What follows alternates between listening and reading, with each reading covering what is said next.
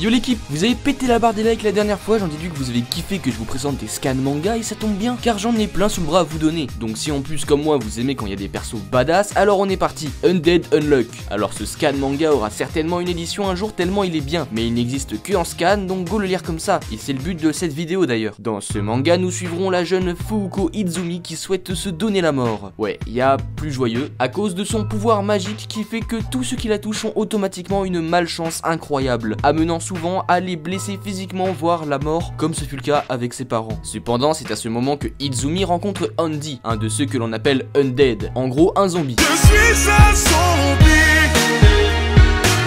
Il a lui le pouvoir de l'immortalité. À chaque blessure, son corps se régénère tout seul, un peu comme Ban de Nanatsu no Taizai. Et il veut alors tout de suite toucher Izumi pour essayer de mourir de malchance, car il en a marre de cette vie trop longue. Frérot, moi je veux bien ton pouvoir hein. Andy se met alors à étudier les pouvoirs de Izumi pour savoir comment les amplifier et les utiliser pour se donner la mort. Et Izumi trouve enfin quelqu'un avec qui elle peut avoir une relation normale sans avoir peur de la tuer. Cependant, leur quotidien sera rythmé par les chasses de négateurs cherchant à tuer ou emprisonner les personnes, comme eux possédant des pouvoirs pouvant nuire à la société. On suivra donc ce petit duo dans ce monde fabuleux se rapprocher de plus en plus. Le héros Andy est dès le début surpuissant et son pouvoir semble ne posséder aucune limite, le rendant invincible, donnant lieu mine de rien à de très bons combats, bien que le manga, vous l'aurez compris, est énormément axé comique, avec beaucoup de gags qui m'ont bien fait rire pendant ma lecture perso. Sakamoto Days. Là on part vraiment avec un héros méga puissant dès le début. Sakamoto est un ancien tueur à gages qui était très connu dans le milieu comme étant le meilleur. Cependant il a cessé toute activité meurtrière une fois qu'il a rencontré sa femme, et mène à présent une petite vie de famille au calme avec sa petite boutique. Il a même pris du poids, jusqu'au jour où son passé le rattrape et un de ses anciens collaborateurs reçoit l'ordre de le tuer. Mais malgré les kilos en plus, Sakamoto reste surpuissant. Regardez-moi ce flow. Bon après là c'est un manga axé comique aussi, plus que sur les scènes vraiment d'action pure et dure, même si du coup il y en aura forcément hein, lorsque Sakamoto sera amené à se battre. Mais je trouve ce manga vraiment beau. On va suivre Sakamoto qui essaye de protéger son quotidien de vie de famille. Shangri la frontière. On part sur un isekai, ou plutôt un SAO-like, puisque nous suivrons notre protagoniste, de son nom de jeu Shangri, rentrer dans un jeu VR futuriste. En effet, Shangri est de base une sorte de joueur rétro. Enfin, il adore jouer à des jeux de merde remplis de bugs. C'est pourquoi il passe ses journées sur Cyberpunk 2077. Non, je rigole, ou pas.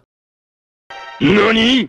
Mais un jour, alors qu'il a fait le tour des jeux de merde, il décide de s'essayer au jeu tendance du moment, Fortnite. Non, Shangri la frontière, bah oui c'est dans le titre. Son expérience due au jeu de merde fera que dans ce jeu sans bug, tout lui semblera facile, et il battrait rapidement et aisément ses ennemis. On va donc suivre Shangri dans son but de devenir un joueur haut classé. Alors oui, c'est hyper méga classique, c'est le cas de le dire, mais c'est d'abord de par son style atypique que ce manga m'a attiré. Les dessins sont beaux visuellement, le découpage est bon, on a un perso badass dès le début, mais avec tout de même une progression. Des ennemis badass et plein de mystères, même si c'est basique, cela va s'enrichir au fil des chapitres et c'est incroyable, croyez-moi. En plus, il est souvent bien classé dans son magazine, donc le Weekly Shonen Magazine, hein, donc gage de qualité. Et voilà, c'est déjà la fin de cette vidéo. Si encore une fois vous kiffez ce genre de contenu, défoncez les likes pour que je sache si j'en fais encore d'autres. Partagez la vidéo à vos potes pour leur faire connaître ces mangas et n'oubliez pas de vous abonner. Et si vous êtes toujours là, mettez en commentaire Tractopelle. Allez, moi sur ce, je vous dis à la prochaine.